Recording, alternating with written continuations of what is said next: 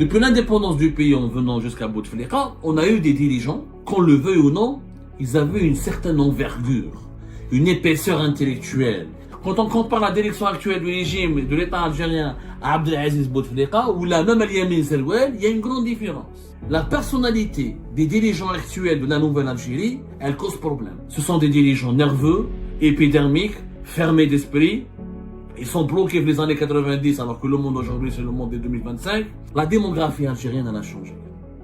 Les Algériens d'aujourd'hui, ce ne sont pas les Algériens des début des années 2000, ce ne sont pas les Algériens des années 90. Les Algériens d'aujourd'hui sont de moins en moins francophones.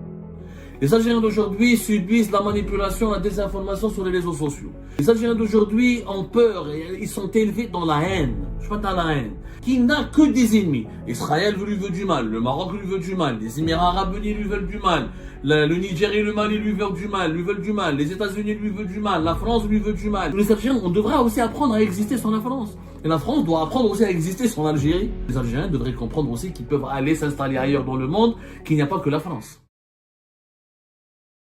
Depuis l'indépendance du pays en venant jusqu'à Bouteflika, on a eu des dirigeants qui étaient, qu'on le veuille ou non, ils avaient une certaine envergure, une épaisseur intellectuelle, une certaine ouverture d'esprit, une grande expérience au service de l'État, une certaine sagesse, une lucidité, une vision intelligente et intelligible de l'avenir de l'Algérie, de l'avenir du monde.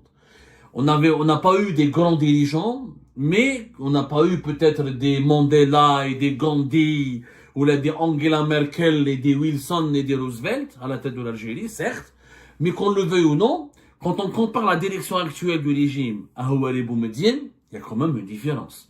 Quand on compare la direction actuelle du régime à Chadli Benjedid, il y a quand même une grande différence. Quand on compare la direction actuelle du régime de l'État algérien à Abdelaziz Bouteflika ou la même Yamin Zerouel, il y a une grande différence. Tous les anciens présidents algériens, et leurs collaborateurs, et leurs clans, et leur entourage, et leur gouvernement, étaient composés de personnes qui avaient l'exercice, qui connaissaient ce que c'est que l'exercice du pouvoir, qui connaissaient, qui étaient ouverts sur le monde, qui s'adaptaient à leur époque, qui comprenaient leur époque, et qui étaient rationnels dans leur gestion du pays. La personnalité des dirigeants actuels de la nouvelle Algérie, elle cause problème. Ce sont des dirigeants nerveux, épidermiques, fermés d'esprit. Ils sont bloqués les années 90 alors que le monde aujourd'hui c'est le monde des 2025. Ils sont dans le ressentiment, dans la panique, dans le stress, dans l'impréparation. Ils n'ont pas clairement d'expérience. Voilà, Abdelmajid Tebboune a été ministre, avant préfet, mais il n'avait pas l'expérience de Bouteflika comme diplomate, il n'avait pas l'expérience militaire de Chadli Benjedid, il n'avait pas l'expérience de la guerre de libération nationale de Houari Boumediene, il n'a pas leur écoute, il n'a pas leur ouverture d'esprit. Il y a une grosse différence. Je ne dis pas que Tebboune, je ne vais pas accabler uniquement Tebboune, parce qu'il y a Tebboune, il y a son entourage, même les membres du gouvernement actuel, le système actuel. Les hommes de système actuel n'ont rien à voir sur le plan intellectuel, sur le plan moral, sur le plan humain et sur le plan idéologique avec les hommes des anciens systèmes que l'Algérie a connus. Le système algérien n'a jamais été un système brillant, n'a jamais, attention, ne vous méprisez pas sur mes propos. Je suis pas en train de vous dire que le système algérien était brillant, il a toujours été plus efficace avant, etc. Il est plus brillant par rapport au système actuel. Les systèmes précédents n'étaient pas brillants dans l'absolu, mais ils avaient une capacité à négocier, ils avaient la culture du compromis, ils connaissaient les relations internationales, ils connaissaient ce que c'est que le pouvoir. Entre le Nordin Zerhouni, ou le Khaled Nazar, ou le général Toufir, ou l'Ammari, ou tous les personnages que nous avons connus, ou l'Arabi Belkhair, ce sont des gens, que ce soit des généraux, ou la Sidi Ahmed Ghazali, maintenant qui est en vie, qui peut témoigner de cette époque, ou là des gens qui marchent avec Khalil, même s'ils sont corrompus, même s'ils sont des salopards, ce sont des gens qui sont cultivés, ouverts d'esprit, ils ont un carnet d'adresse, ils connaissent le monde, ils maîtrisent les langues étrangères, ils s'adaptent à leur époque, ils sont souples dans leur manière de gouverner. Les dirigeants du système actuel ne sont pas souples. Ils sont fermés, très autoritaires, très violents, très brutaux, et ils pensent que leur survie, qu'ils doivent leur survie qu'à cette brutalité, qu'à cet autoritarisme, qu'à cette fermeté, qui est excessif et exagéré. Donc, Deuxième problème, qui empêche la France et l'Algérie de se réconcilier. La France, avec Chadli Ben Jdid, pouvait parler, pouvait trouver des solutions. La France, même avec Boumedienne, malgré tous les problèmes qu'elle avait avec Boumedienne, mais entre Giscard d'Estaing et Boumedienne, il y avait un canal de communication. Boumedienne n'était pas aussi brutal. Il savait affronter la France, mais quand il devait faire un compromis, il faisait un compromis.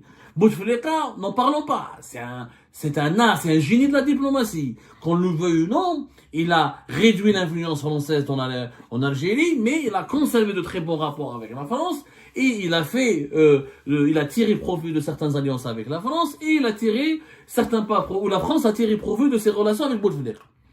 Les relations, donc, elles étaient stables, parce qu'on avait des présidents et des dirigeants qui avaient des personnalités complètement différentes des personnalités des dirigeants de l'actuel système. Deuxième problème. Troisième problème. La démographie algérienne, elle a changé. Les Algériens d'aujourd'hui, ce ne sont pas les Algériens des début des années 2000, ce ne sont pas les Algériens des années 90, ce ne sont pas les Algériens des années 70, ce ne sont pas les Algériens des années 60. Quelle est la différence? Les Algériens d'aujourd'hui sont de moins en moins francophones. Les Algériens d'aujourd'hui subissent la manipulation, la désinformation sur les réseaux sociaux. Les Algériens d'aujourd'hui sont plus fermés que les Algériens d'hier. Les Algériens d'aujourd'hui ont peur et ils sont élevés dans la haine. Je pense dans la haine. Un jeune Algérien aujourd'hui, fait TikTok, sur Facebook, à la télévision, dans les journaux, on lui apprend tout le temps qu'il n'a que des ennemis. L'Algérien du matin au soir, on lui apprend, on l'endoctrine, on le conditionne à croire qu'il n'a que des ennemis. Qu'il n'a que des ennemis. Israël lui veut du mal, le Maroc lui veut du mal, les Émirats Arabes Unis lui veulent du mal, le Niger et le Mali lui veulent du mal, les États-Unis lui veulent du mal, la France lui veut du mal, l'Espagne lui veut du mal. On est en train de créer, de former un citoyen qui déteste tout le monde, et qui déteste tout, et qui veut détester tout le monde. Donc, l'Algérien d'aujourd'hui, il est fermé. Il est dans le ressentiment. Il n'est pas dans le dialogue. Il n'est pas ouvert d'esprit. Les Algériens, il faut qu'ils fassent la harga, ou là qu'ils partent à l'étranger pour qu'ils changent, pour qu'ils comprennent, tous les Français sont pas contre eux, tous les Français sont pas pour le retour de la colonisation en Algérie, tous les Émiratis s'en tapent de l'Algérie, s'en foutent, ils sont en train de construire un pays extrêmement moderne, que les Marocains sont pas tous des partisans du Marzen, nous les sont pas tous, ils veulent pas tous prendre Bachar et Tindouf.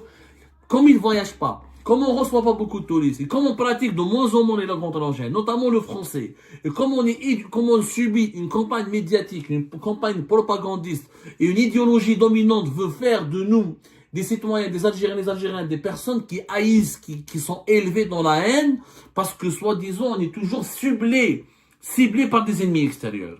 Nous خرجنا مغلوقين, ما نفهم والو. La preuve, Boualem Sansal. Qui a soutenu Boualem Sansal en Algérie. Ils ont tous applaudi son emprisonnement. Ils ont tous applaudi parce que sur TikTok, sur Facebook, à la télé, sur YouTube, ils subissent une campagne médiatique puissante qui leur dit que Boualem Sansal a été payé par Xavier Driancourt, par les services secrets français, par les Marocains pour diviser l'Algérie. Même des gens d'un certain niveau intellectuel, des universitaires, ils y croient à ces conneries. Ils y croient. Le complotisme, les fake news, la haine de l'autre, l'enfermement, il fait des dégâts en Algérie. Cette génération actuelle, les réseaux sociaux, etc., ne peut pas comprendre la France, ne peut pas lui parler, parce qu'elle est dans le ressentiment.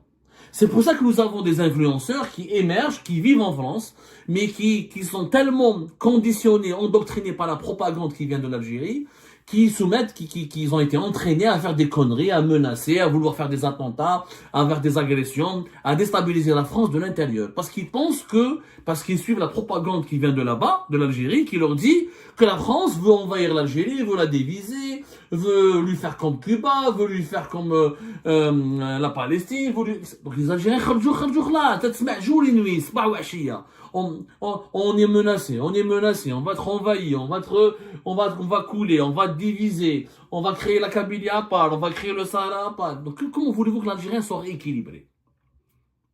Auparavant, les Algériens n'étaient pas aussi manipulés, n'étaient pas aussi endoctrinés, ils étaient plus instruits, ils maîtrisaient plus le français, ils lisaient davantage de livres, ils lisaient davantage de journaux.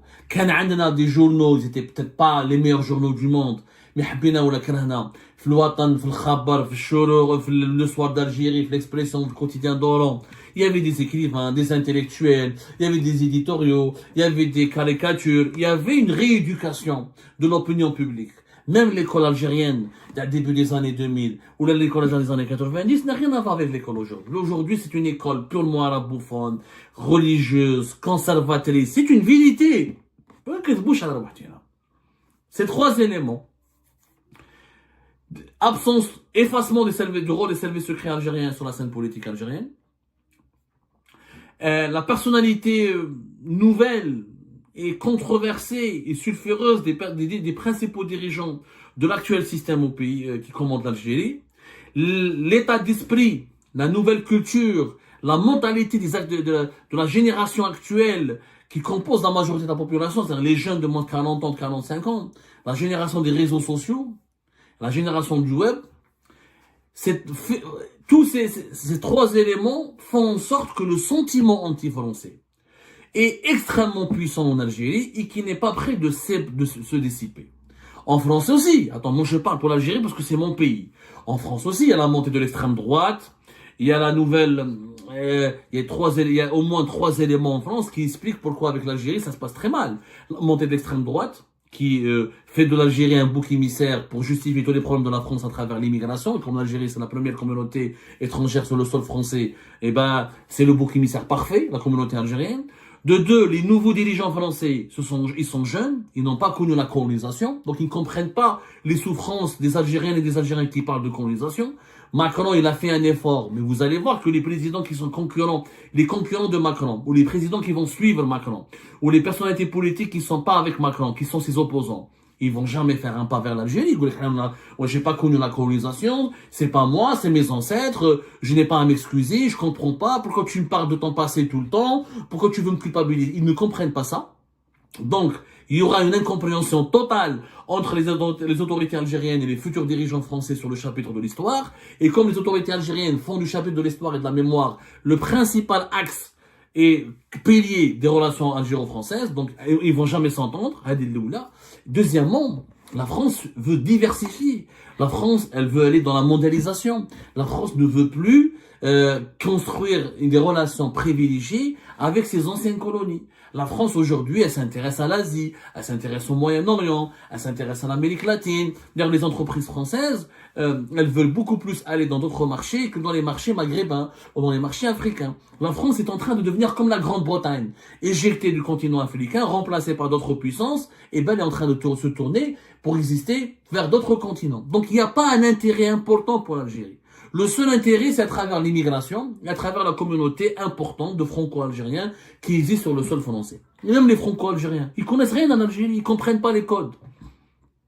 Ils comprennent pas les codes de cette nouvelle Algérie. Parce qu'elle est de plus en plus arabophone, elle est de plus en plus conservatrice sur le plan religieux, elle est de plus en plus anti-impérialiste, anti-mondialisation, et pas, je dirais plus anti-mondialisation et anti-occident que anti-impérialiste. Parce que l'impérialisme turc ou l'impérialisme des certaines monarchies du Golfe, l'impérialisme russe ne les dérange pas plus que cela. Les canaux, tous les, l'Algérie et la France aujourd'hui, ce sont deux pays qui n'ont plus le même langage politique, ni le même langage psychologique, ni le même langage économique. Ce sont deux pays aujourd'hui qui ne se comprennent plus, parce que ce sont deux pays qui ont tellement changé radicalement, et que ces changements radicaux n'ont pas été acceptés, ni pensés, ni suffisamment assimilés par les dirigeants politiques des deux pays, que la rupture, elle est nécessaire, elle est inévitable. On se sépare. On se parle plus pendant un certain nombre de temps. Ça nous permettra à chacun d'entre nous, Algériens et Français, de bien réfléchir sur ce qu'on veut de l'autre, sur notre relation avec la France. On peut, nous les Algériens, on devra aussi apprendre à exister sans la France. Et la France doit apprendre aussi à exister sans l'Algérie. Peut-être que les Français vont oublier les problèmes de l'immigration et que l'Algérie n'est pas uniquement le seul problème de ces désordres sociaux. Et que l'Algérie, peut-être les Algériens devraient comprendre aussi qu'ils peuvent aller s'installer ailleurs dans le monde, qu'il n'y a pas que la France. Il faut absolument qu'on arrive à se séparer pour mieux se retrouver. Une fois que l'Algérie sera pacifiée, qu'on connaîtra des changements, on aura une nouvelle génération de dirigeants, on va s'ouvrir sur le reste du monde, on cessera de haïr, d'avoir peur, de croire à tout ce qui est complotiste et complot, ce jour-là, on pourra peut-être établir des relations saines avec un pays complexe et compliqué qui est la France. Et ben voilà les amis, c'était ça. Je vous remercie comme d'habitude pour avoir suivi la vidéo jusqu'à la fin. N'oubliez pas de nous laisser vos commentaires, vos réactions autour du sujet et de vous abonner à la chaîne si vous n'êtes pas encore abonné. Je tiens à vous remercier aussi pour votre soutien à notre chaîne, pour vos encouragements, pour vos commentaires aussi nombreux et diversifiés. Je tiens aussi à remercier nos abonnés et les personnes qui nous suivent régulièrement. Sans vous, ça n'aurait pas été possible. Donc voilà, merci encore une fois et à la prochaine dans une nouvelle vidéo.